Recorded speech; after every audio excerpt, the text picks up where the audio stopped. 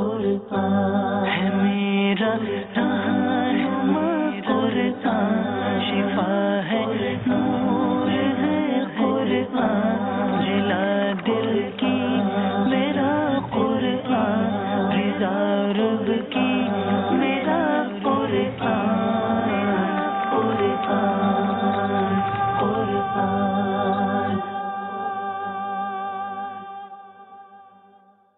الحمد للہ رب العالمین والصلاة والسلام علی سید المرسلین، اما بعد فاعوذ باللہ من الشیطان الرجیم، بسم اللہ الرحمن الرحیم۔ الصلاة والسلام علیک یا رسول اللہ وعلی آلک واصحابک یا حبیب اللہ، الصلاة والسلام علیک یا نبی اللہ وعلی آلک واصحابک یا نور اللہ۔ میٹھے میٹھے اسلامی بھائیوں اور مدنی چینل کے ناظرین، سلسلہ ہے ایک قصہ ہے قرآن سے۔ قرآن ہے میرا رہنما، قرآن شفا ہے، نور ہے قرآن، جلا دل کی میرا قرآن، رضا رب کی میرا قرآن، قرآن قرآن۔ آج ایک اور قصہ، آج ایک اور واقعہ لے کر آپ کے لیے حاضر ہوئے ہیں۔ ویسے تو آپ نے بہت سارے ستارے دیکھے ہوں گے آسمان پر چمکتے ہوئے، مگر آج ایک ایسا قرآنی واقعہ، ایک ایسا قرآنی قصہ آپ کو سنانا ہے جس میں ایک بہت ہی زبردست روشن ستارے کی بات ہے، جس کی چمک دمک کیسی تھی، اور اس ستارے کو جس نے دیکھا اس کی تعبیر اسے کیا بتائی گئی۔ بڑا عجیب و غریب واقعہ ہے۔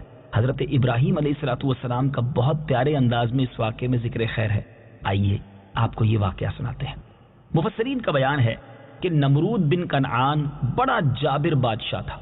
سب سے پہلے اس نے تاج شاہی اپنے سر پر رکھا۔ اس سے پہلے کسی بادشاہ نے تاج نہیں پہنا تھا، بلکہ یہ لوگوں سے زبردستی اپنی پرستش کرواتا تھا۔ کاہن اور نجومی اس کے دربار میں بکثرت اس کے قریب رہا کرتے تھے۔ نمرود نے ایک رات یہ خواب دیکھا کہ ایک ستارہ نکلا اور اس کی روشنی میں چاند، سورج وغیرہ سب ستارے بے نور ہو کر رہ گئے۔ کاہنوں اور نجومیوں نے اس خواب کی یہ تعبیر دی کہ ایک ایسا فرزند پیدا ہوگا کہ جو تیری بادشاہی کے زوال کا باعث ہوگا۔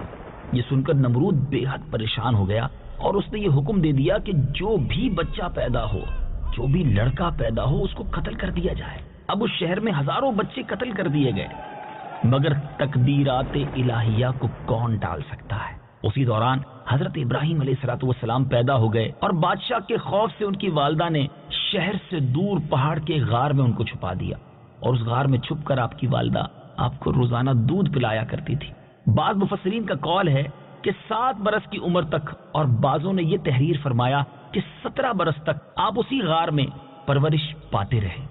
اس زمانے میں عام طور پر لوگ ستاروں کی پوجا کیا کرتے تھے۔ ایک رات آپ علیہ السلام نے زہرہ یا مشتری ستارے کو دیکھا تو قوم کو توحید کی دعوت دینے کے لیے آپ نے بڑے ہی نفیس اور دل نشین انداز میں لوگوں کے سامنے کچھ اس طرح تقریر فرمائی کہ اے لوگو، کیا ستارہ میرا رب ہے؟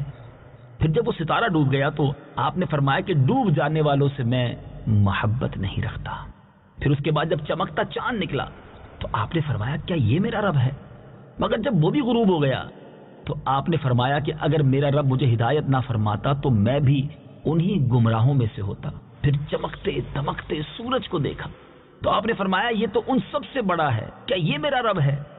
تو پھر جب یہ بھی غروب ہو گیا تو آپ نے فرمایا کہ اے میری قوم، میں ان تمام چیزوں سے بیزار ہوں جن کو تم خدا کا شریک ٹھہراتے ہو، اور میں نے اپنی ہستی کو اس ذات کی طرف متوجہ کر لیا ہے جس نے آسمانوں اور زمینوں کو پیدا فرمایا ہے۔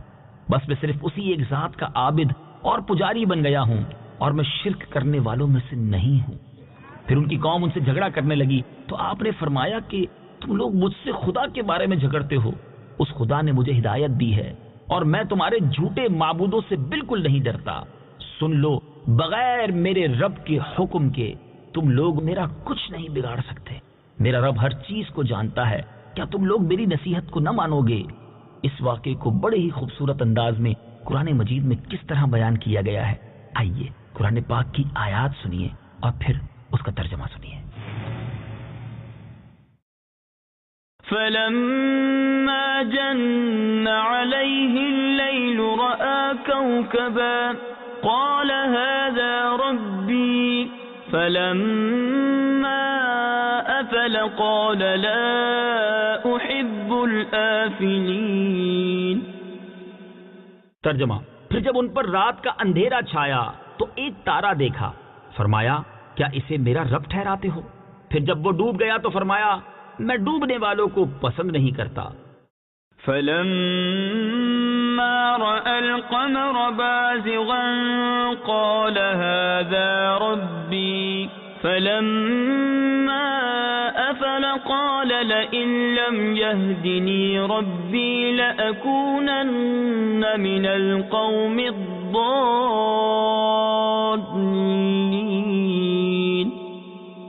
ترجمہ: پھر جب چاند چمکتا دیکھا تو فرمایا کیا اسے میرا رب کہتے ہو؟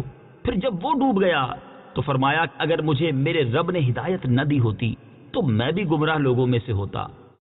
فلما رأى الشمس بازغة قال هذا ربي هذا أكبر فلما أفلت قال يا قوم إني بريء مما تشركون.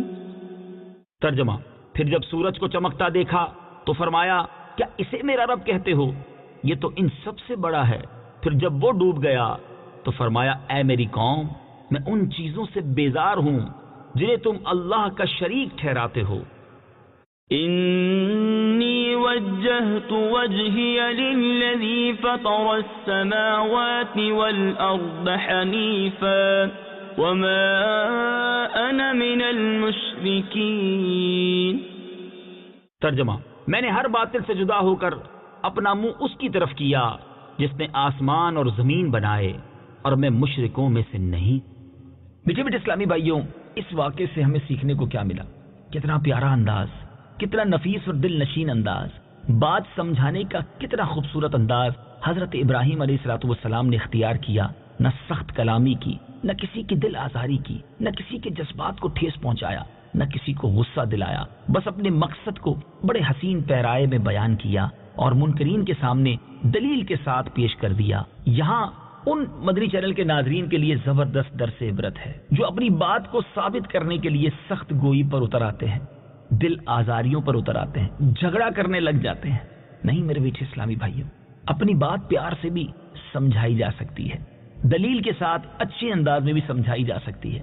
حضرت ابراہیم علیہ السلام کی یہ دلیلیں دینا، اس قوم کو اس انداز میں سمجھانا ہم سب کے لیے بہت بڑا درس ہے کہ اگر آپ لڑائی کر کے، جھگڑا کر کے، یہ کسی کو اس کی دل آزاری کر کے بات سمجھانا چاہیں گے تو بات دل میں اترنا بہت مشکل ہے. اس بات کو اس مثال سے سمجھیے کہ کسی گھڑے میں پانی ڈالنے سے پہلے، کسی برتن میں پانی بھرنے سے پہلے اگر اس میں پہلے ہی سوراخ کر دیا جائے تو پانی سے وہ برتن بھرا نہیں کرتا.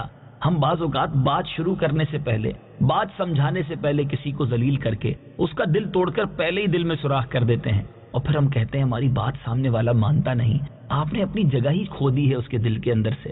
تو خدا را نرمی، شفقت اور پیار سے بات سمجھانا سیکھیے. اگر آپ والد ہیں، اگر آپ استاد ہیں، اگر آپ کسی علاقے کے بڑے ہیں، آپ اگر دعوت اسلامی کے ذمہ دار ہیں، کسی بھی ایسی جگہ پر ہیں کہ جہاں آپ کو لوگوں کو بات سمجھانی پڑتی ہے، نرمی اختیار کریں، شفقت سے بات کریں، دلیل سے بات کریں، سامنے والے کی بات بھی سنیں.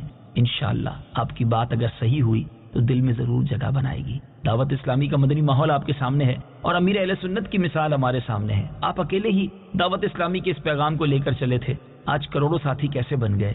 آج دنیا بھر میں آپ کے چاہنے والے کیسے بن گئے؟ آپ نے کبھی کسی کو ڈانٹا تو نہیں، ذلیل تو نہیں کیا، کسی کو جھاڑا بھی نہیں، پھر کیسے ہوا یہ سب کچھ؟ جی ہاں، یہ احسن انداز کی منہ بولتی تصویر ہے. آئیے ہم بھی اس انداز کو اختیار کرتے ہیں، انشاءاللہ اسی میں ترقی ہے. اللہ تعالیٰ مجھے بھی اور آپ کو بھی نرمی کے ساتھ گفتگو کرنا نصیب فرمائے. مدنی چینل دیکھتے رہیے، اگلے سلسلوں میں ایک اور قصہ قرآن کا لے کر حاضر ہوں گے. صلو علی الحبیب صلی اللہ تعالی علی محمد صلی اللہ علیہ وسلم. قرآن ہے میرا